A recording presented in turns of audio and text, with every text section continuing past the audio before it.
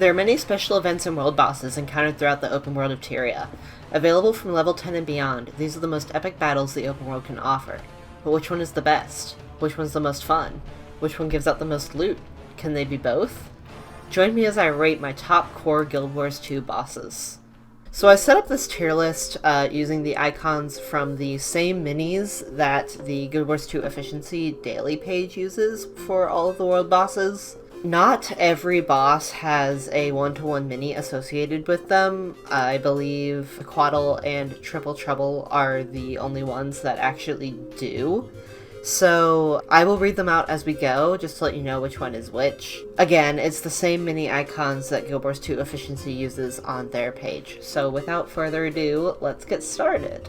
I am going to start out with a little bit of a disclaimer. My title is slightly inaccurate because I was not able to get every single world boss in the same day. Moldnir Olgoth, the first 3 attempts that I tried bugged out. There is a known bug on this boss where if it is at a certain point when it spawns, then it will stall. And I tried this 3 times the day that I recorded, and it did not work. It bugged all 3 times. So I gave up for that day, and I tried again today, and I was able to get into a map. A little bit of trouble with this one, however, if you can get in, the saddlebags that you get from the pre-event give a really good amount of materials. So even though Mr. Olgoth here is bugged, I am gonna still acknowledge that like it's some decent-ish loot that you get for your trouble. Next we have the Leyline Anomaly. This is one where you really have to get there fast. Once his break bar is broken, he goes down in just a matter of seconds, especially if there are a lot of people there, and there usually are because this guy gives you a mystic coin every day. So it's great value, especially if you can get there on time. I'm gonna put this in A. Next we have an absolute classic, the Shadow Behemoth. This is usually one of the first bosses that people see. It's in the Queensdale area, the God's Lost Swamp in Queensdale, which is the human starter area. And it's great spectacle all around. A bunch of little portals come up around him in between phases where you have to kill a bunch of ads. And that's the only drawback for this one. I would say that the portals can get to be a little bit tedious, but there's always a big group of people there and everyone's putting memes in chat and it's a bunch of fun. So I think the experience helps out with that tedium a little bit. I am going to put it in B. Next we have Triple Trouble. I love Triple Trouble. It can be a lot of fun. You have 3 worm heads on different parts of the map and you have to kill them all at the same time. It takes a lot of coordination and that would be the biggest drawback for this one. I'd say it is very hard to find a coordinated group. There is a guild on NA called Decap that does it every single morning. In my time zone right now, they're running at 7:30 in the morning. When it's not daylight savings time, they run at 8:30 in the morning, and it's Monday through Fridays. For me personally, that is hard to get to, and really the only times that I can get to Triple Trouble are when I have a day off, because again, it's really hard to find a coordinated group. But if you can, this one is lots of fun, and you have a chance for Ascended Gear. So I'm gonna put it at B, because it's really good, it's really fun, but that needing a coordinated group just takes it down a little bit. Next, we have the Shatterer. The Shatterer is a dragon champion of the Crystal Dragon Kralkatorrik. He lives in the level 50 area of Blazer Ridge Steppes. He has some meta achievements and a back item reward for if you complete those achievements, which is pretty fun. He also has some great interactions with the Gliding Mastery. They added some launch pads in the boss area that you can use to get onto your glider and either drop bombs on the boss or drop healing on your allies. He also has a mechanic where he spawns some healing crystals that you have to destroy or else he will get his health back. Fortunately, he only spawns those once, so it's not like an endless cycle of healing and killing. There used to be an exploit where you could stand to the side of him and just kind of wail on him and not have to worry about mechanics. They patched that out quite a few years ago now, but that totally was a thing. I am just gonna put him in B because he has really good spectacle and he does have that fun back item achievement, but other than that, unless you have some legendary collections open that you're going for, the rewards are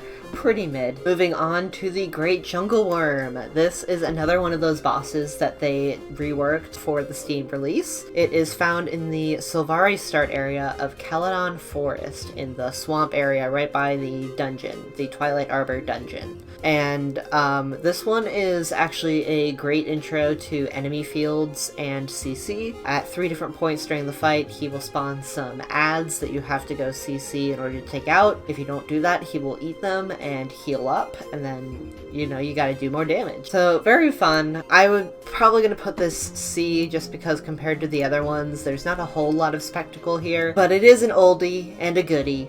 And it's not as tedious as some of the other reworks were. I will definitely give it credit for that. It's not like, which we'll get into later, the Frozen Maw, and it's not like the Shadow Behemoth's portals either. Pretty decent first boss if you can get there. Next we have the Mega Destroyer. Not a whole lot to say about this one. It is exactly what it sounds like. It is a giant destroyer. This one's a little interesting though in that it is standing in a giant lava field. So range damage has a little bit of an advantage here due to that, which, I mean, you can always just stand in the fire and heal yourself through it, but I'm a ranger main, so I just stand on the rock and shoot him with my longbow. That's all I need. He is pretty squishy though. When I went and did this one, I was very surprised with how quickly it went down, even with the destroyer waves that you have to kill in the middle of it. So I'm going to put this guy with our jungle worm in C.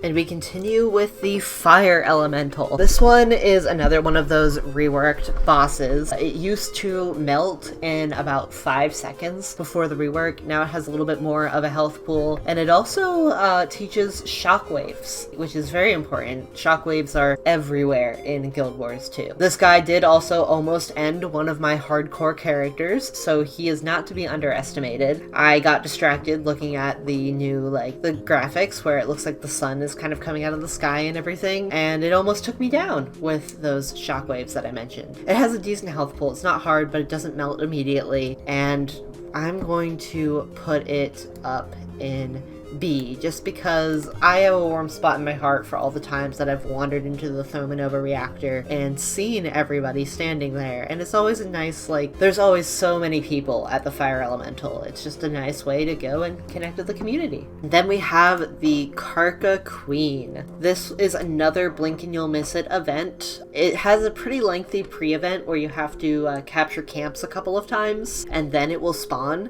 And once it spawns, you need to get there quick. This is one of those bosses where if you don't have mounts, you might get left behind in the dust. There's just always so many people, and with power creep and everything, it just goes down quickly. However, you can also farm veteran Karkas while you're waiting, and the Karka shells that you get from both the Karka Queen and the veterans are good rewards for legendary collections. You do have to collect, I think, 100 Karka shells for a certain step in the legendary precursor collections if you are like me and want to complete all of your collections for completionist sake. I know it's cheaper to just buy the precursors than it is to craft them like that, but I collection brain go burr is all I gotta say about that. So for this one, I'm going to put it in C with the destroyer and the worm.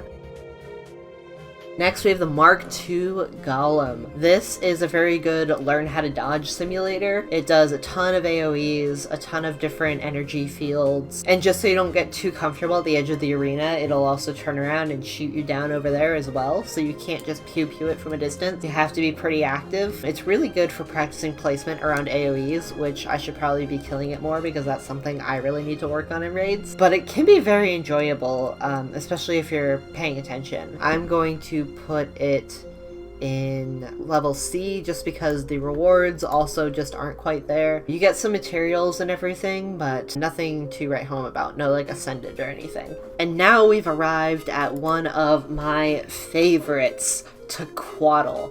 I have a big nostalgia for this one. I have the dragon wings from the original introduction of this boss to Quaddle Rising way back in like 2013, 2014. It has a really great achievement, title hunting. This is also another boss where you get a chance at an ascended drop at the end, so that's pretty awesome. Plus, you get 4 chests at the end of this boss and then an extra bonus chest. So all around, like, rewards really good. Back in the day, when you couldn't like cheese the thing, because now like with power creep and everything, like once you stun it the first time, like you really only have to pay attention to mechanics for the first phase, and then it's just kind of stunned the rest of the time, especially if you have a lot of people there, like if you're there at reset or at noon. So I mean, it's kind of been a little bit hurt by power creep, but I don't care, man. The nostalgia is there for me. I'm going to put it in S tier. You can fight me. And next we have the Hydra Queen, Tida Covington of the Covington Pirates. This one,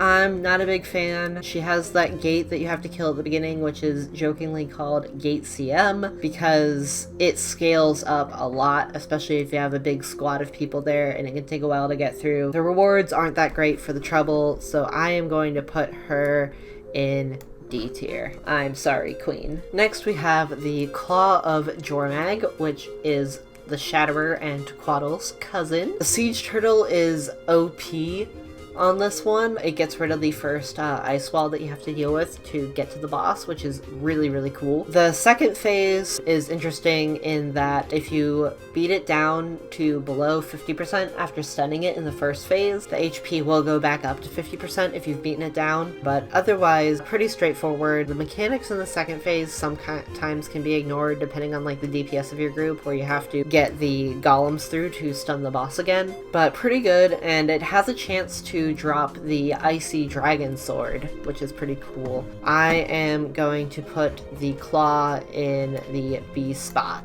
for that. Last but not least, or maybe least, we have the Frozen Ma, or the Svanir Ice Shaman, whichever one you prefer. It is in the Norn starting area, and it is also the 4th of the Steam release rework bosses. Ever since the rework, this has kind of become a bullet sponge. The biggest way to get around that is to bring like immobilizing attacks, because if you can immobilize him and stop him from spinning all over the place, it is a lot easier to kind of DPS him down and get it done a lot faster. However, not a lot of groups bring it, but if you got him, bring him, because this guy totally needs it. Without that, I have seen this guy take up to 10 minutes to kill, even with everyone just completely wailing on him. For that, I'm going to put him in D. He also doesn't have that many like rewards either. It's just to kind of say you did it. And those are my picks for my favorite core world bosses in Guild Wars 2. If you like Guild Wars 2, you can check out my Twitch, where I stream Guild Wars on Fridays, Sundays, and Mondays, with variety on Thursdays. Thank you so much for watching, and happy adventuring!